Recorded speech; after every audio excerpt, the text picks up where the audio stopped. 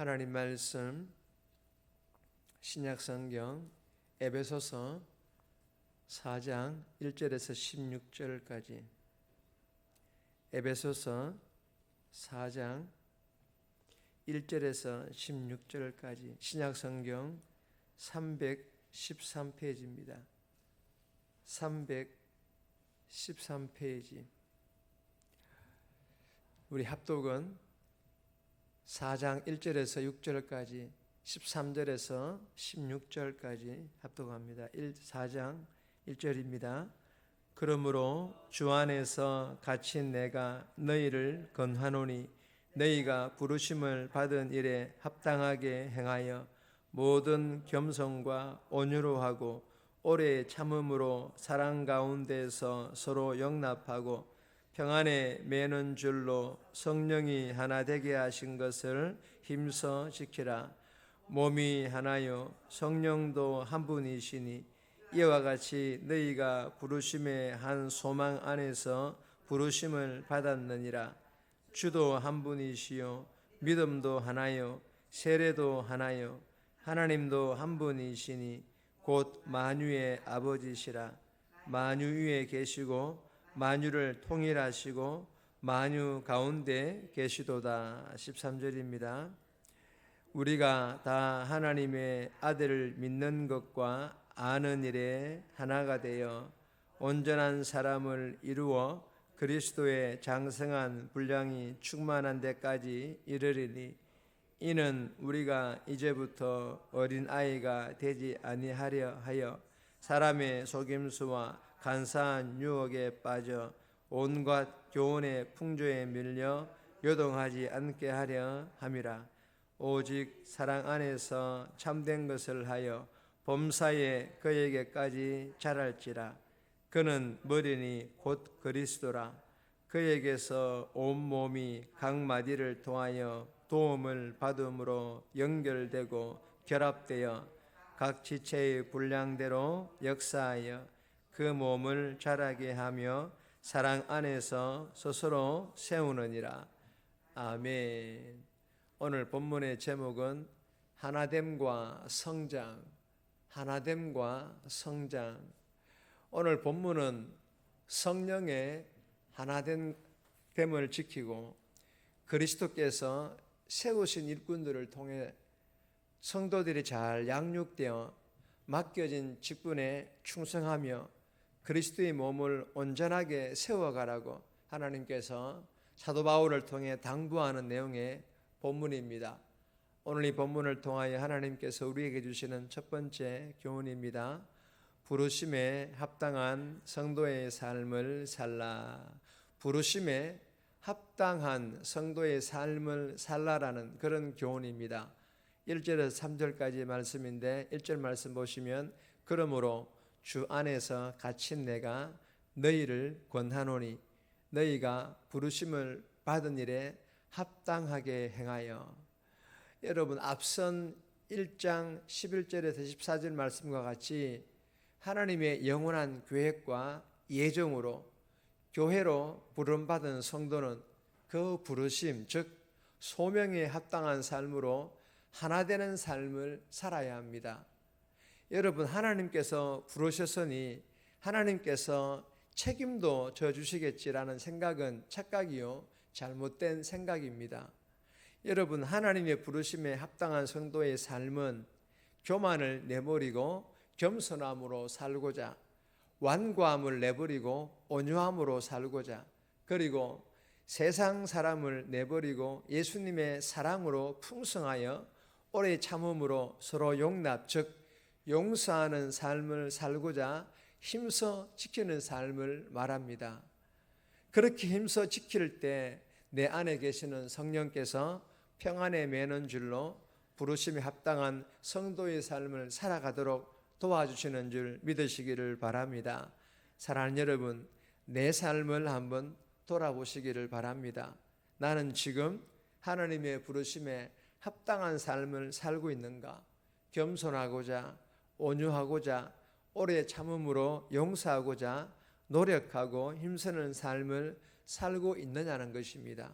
살고 있다면 감사함으로 계속 그렇게 살아가고자 노력하고 힘쓰시면 됩니다. 그러나 그렇지 못하다면 이 새벽에 회복할 수 있기를 바랍니다. 기도함으로 성령 충만하여 하나님의 부르심에 합당한 성도의 삶을 살아가고자 오늘 하루도 노력하고 힘쓰시기를 주님의 이름으로 축복합니다. 두 번째 주시는 교훈입니다. 부르심에 합당한 성도는 하나 되어야 합니다. 부르심에 합당한 성도는 하나 되어야 할 것을 교훈하는 그런 말씀입니다. 4절에서 6절까지의 말씀인데 4절 말씀 보시면 몸이 하나요 성령도 한 분이시니 이와 같이 너희가 부르심의 한 소망 안에서 부르심을 받았느니라.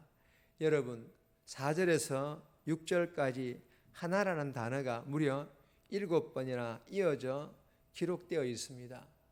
여러분 그리스도인 즉 성도는 성부, 성자, 성령 즉 삼위 하나님을 한 분으로 신앙 고백하며 그리고 한 세례로 연결되고 한 몸으로 연합하여 한 소망으로 함께 살아가는 사람들을 말합니다.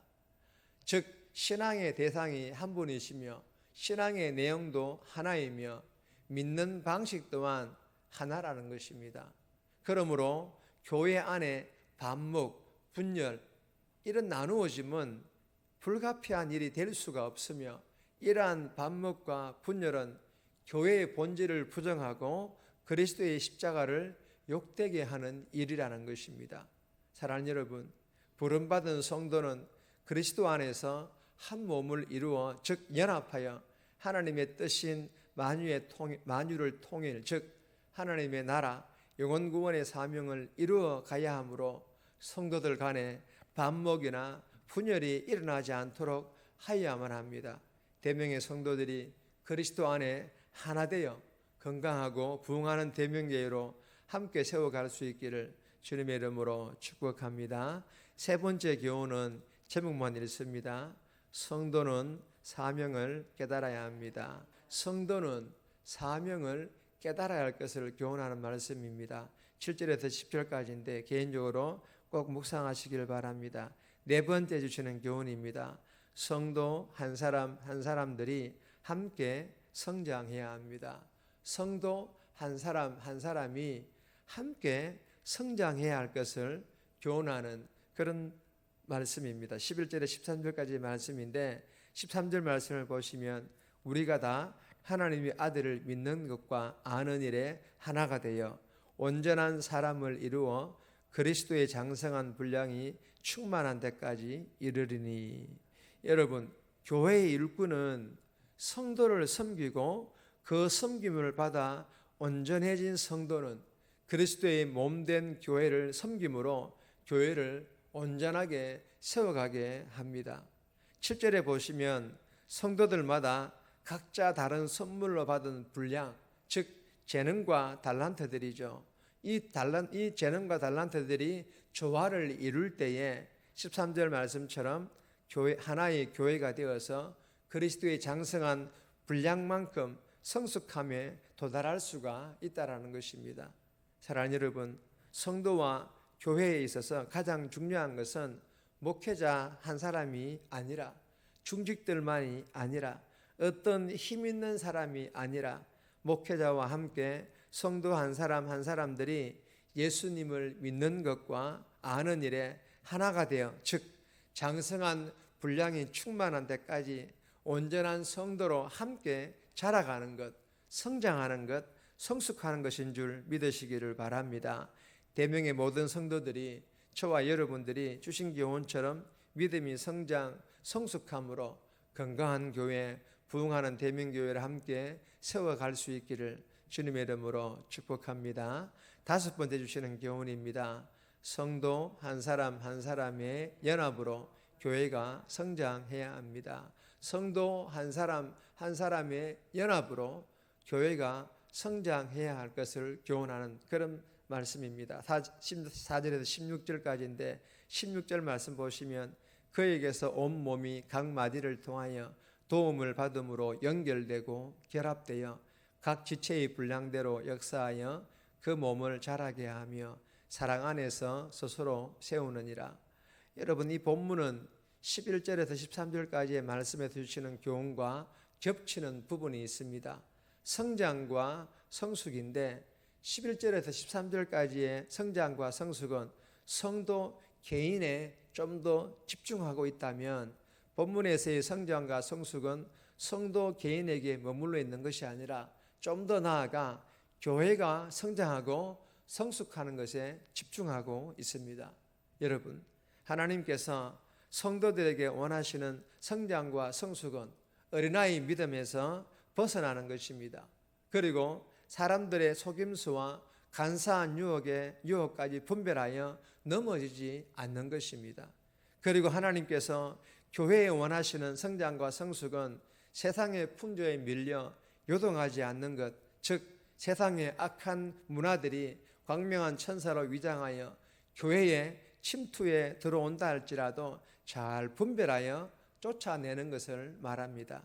사랑하는 여러분, 코리아에서 대명의 성도 한 사람 한 사람들이 말씀 묵상과 성경 공부를 통하여 진리로 연결되고 진리로 결합되어서 그리스도 안에서 성장하고 성숙하는 그런 대명교회로 함께 세워갈 수 있기를 주님의 이름으로 축복합니다.